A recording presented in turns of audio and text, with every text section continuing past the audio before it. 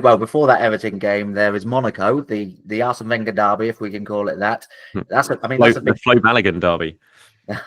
I mean, that's a big game, isn't it? You're both level on points in the Champions League. It looks like, we don't know for sure because obviously it's a new format, but it looks like they've already got the amount of points they need to get into that top 24.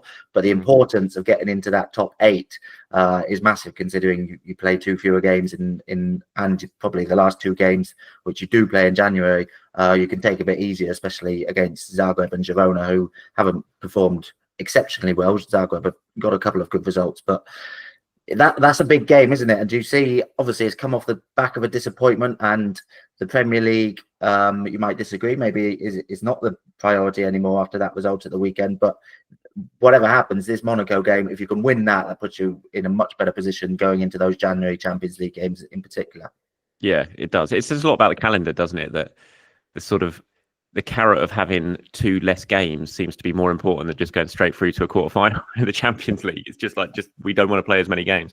But it is a big one. I think the win at Sporting was massive for Arsenal in terms of how these final 3 games were set up in the Champions League. Had that result not gone their way in Portugal, top 8 was probably looking quite unrealistic. But now they've got a real opportunity, especially with the next 2 games being at home. This is the toughest of the final 3, no doubt. Monaco have had a good season, had a good start in the Champions League.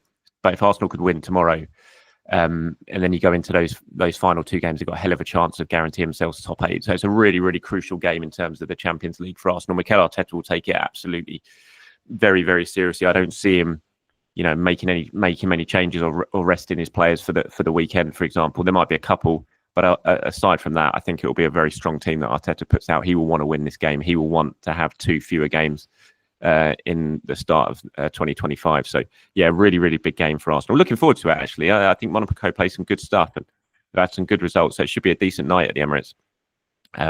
Yeah, a big game.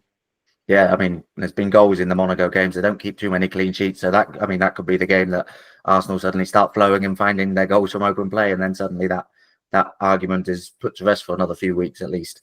That would be nice. I still think the big issue of Arsenal at the moment, which sounds mad in terms of how they're not creating as much from open play as the defence. I just think the defence is it's just so disrupted every single week. It's just different things happening. Again, he did something I didn't like against Fulham. He did something I know that a lot of people didn't like against Fulham when there was no Zinchenko. It went back to Timber being on the left and Partey going at right back and bringing him out of midfield. It just felt too disruptive. As soon as I saw that Zinchenko wasn't getting off the coach, I immediately feared that was going to be what he was going to do, and it did, and he did do it. And look, both of them played well. Timber played well, Partey played well, so they can play in those positions. But it takes so much away, especially down the right hand side in terms of Arsenal's attacking intent, not having Timber over there, because Partey doesn't get on the overlap. He moves inside to the central areas, which is understandable, and that sort of clogs up that central area even more. But when Timber's there, he gets on the overlap. He takes players away from Saka. That gives Saka more space to exploit.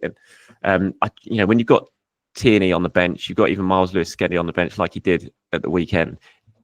I mean, who am I to tell Mikel Arteta what to do? He's obviously far more experienced than I am, but it just felt a much easier option just to play one of the 2 players that he sees as a left back, keep Timber at right back, keep Partey in midfield, and you're just going to look better as an attacking force. So I'd like to see him maybe change that against Monaco. If there's no Calafiori, if there's no Zinchenko, I'd like to see him put a little bit of trust in Lewis-Skelly or Tierney if they're deemed fit enough to start, and keep Timber on the right-hand side. I think it would make a big difference to how Arsenal look as an attacking side. Yeah, that preempts the next question. What is that team news looking like? Obviously, it looks a bit thin in defence now, suddenly.